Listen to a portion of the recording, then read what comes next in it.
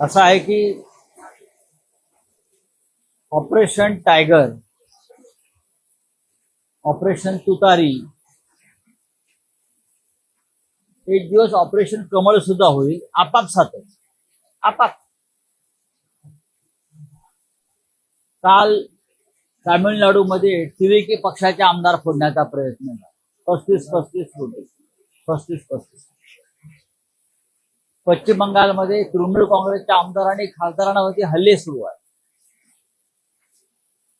या देशाचं राजकारण इतक्या खालच्या पातळीवर नेऊन ठेवलं आहे भारतीय जनता पक्षानं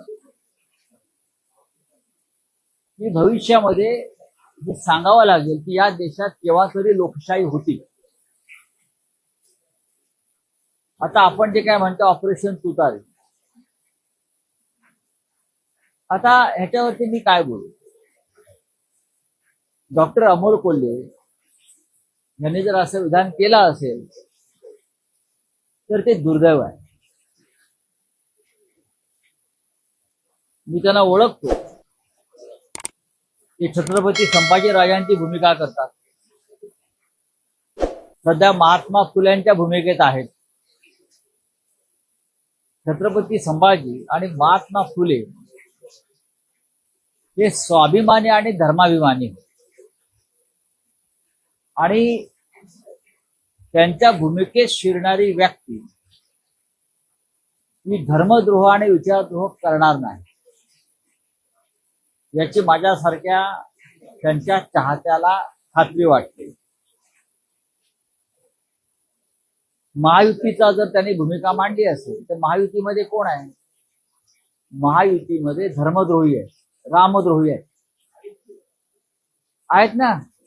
राम मंदिराच्या दानपेट्या लुटणाऱ्यांच्या पक्षात कोणी जाणार आहे का? किंवा हिंदुहृदय सम्राट शिवसेना प्रमुख बाळासाहेब ठाकरे यांच्या पक्षाशी बेईमानी करणाऱ्या शिंद्यांच्या गटात कोणी जाणार आहे का? हे एकत्र आहे सगळे. हे रामद्रोही हिंदुद्रोही एकत्र आहे. त्यांच्यामध्ये जाण्याचा विचार जे करत असतील किंवा जे गेले आहेत त्यांना सुद्धा इतिहास धर्मद्रोही, हिंदुद्रोही आणि रामद्रोही म्हणून त्यांची गणना केली जाईल.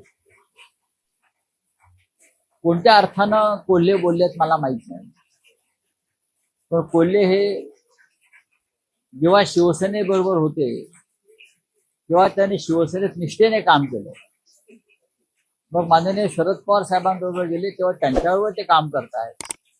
आणि कोल्हे यांना निवडून आणण्यामागे त्या भागातल्या हजारो शिवसैनिकांची मेहनत आहे. हे जिल्हा प्रमुख आहेत पुण्यातले आमचे, बरं का, रामदास आबा धनवडे. त्यांना विचारा की कोल्ह्यांना निवडून आणण्यामध्ये मूळचा तो मतदारसंघ शिवसेनेचा.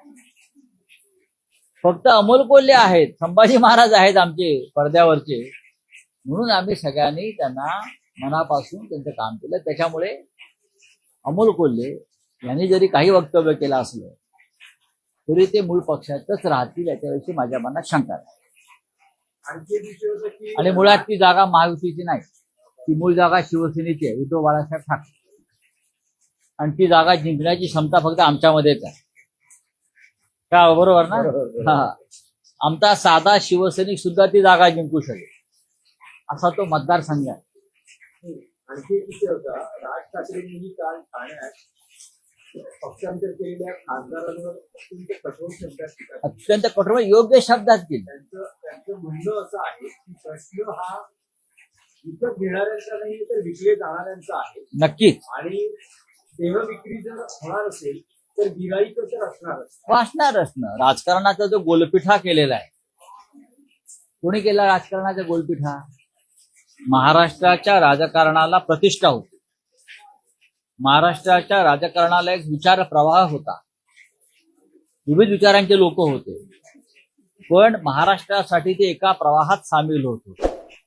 मग यशवंतराव चव्हाण असतील, यशवंतराव मोहिते असतील, बाळासाहेब देसाई असतील, वसंतराव नाईक असतील, वसंतदादा पाटील असतील, आणि दुसऱ्या बाजूला ND पाटील असतील, हिंदुहृदय सम्राट बाळासाहेब ठाकरे असतील, मधु दंडवते असतील, मधु लिमया असतील, जॉर्ज फर्नांडिस असतील, सगळ्या विचारांचे लोक एकत्र यायचे आणि राज्य आणि देशाचा विचार करायचा.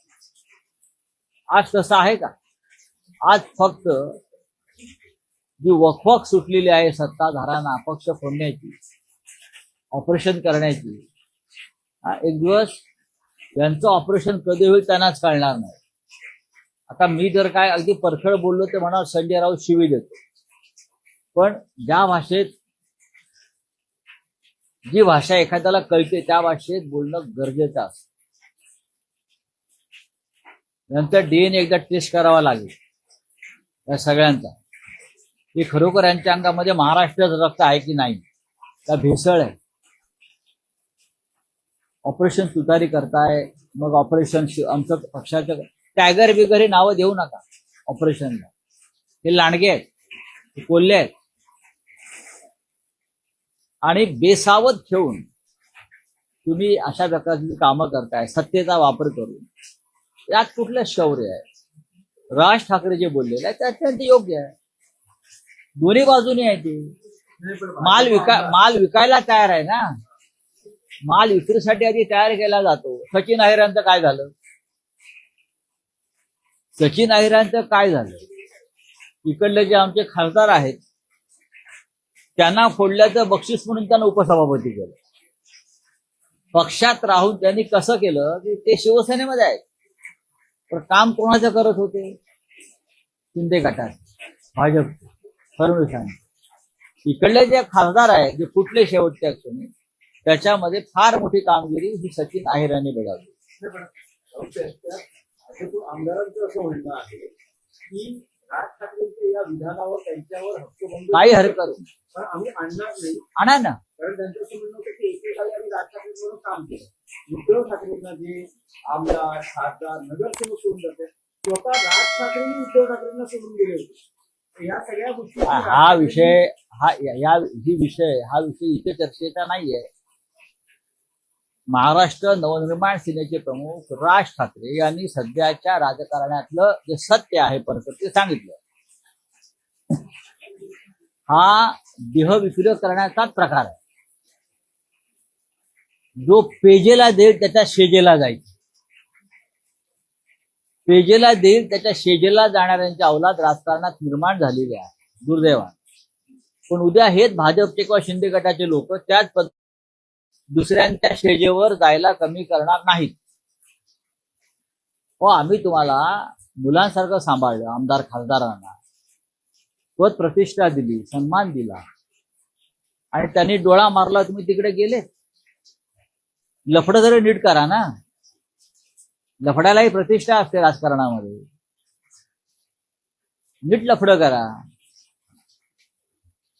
बोला. आणखी विचारलं की सचिन अहिर यांची उपसभापतीपदी बिनविरोध निवड झाली आहे. काल शिवसेना उद्धव बाळासाहेब ठाकरे पक्षानं उमेदवारी अर्ज भरलेला मागे घेतला, त्यामुळे ते बिनविरोध निवडून आले. पण त्यांचं असं म्हणणं आहे की मी शिवसेनेत जाताना उद्धव ठाकरे यांना मेसेज केला होता मला माहिती आणि त्याला त्यांनी रिप्लायही दिली, असं सचिन अहिर यांचं माझ्याकडे माहिती नाही त्याला का उद्धव ठाकरे म्हणाले जा म्हणून. उत्तर काय ते सांगा ना. उत्तर काय ते सांगा की सन्मान्य उद्धव ठाकरे असं म्हटले का वा वा वा वा छान छान सचिन अहिर तुम्ही उत्तम निर्णय घेतलात, हा असं बोलले का? ते त्यांची कुठेतरी व्यथा वेदना असेल ती त्यांनी व्यक्त केली असेल. ज्यांच्यावर उद्धव साहेबांनी विश्वास ठेवला अनेक कामात, ते जर अशा प्रकारे बेईमानी करून जात असतील तर त्या नेत्याची भावना काय असेल सांगा ना. किंवा हे जे काय आहे ना, हे गोंधळ निर्माण करू नका उगाच. बोलिए.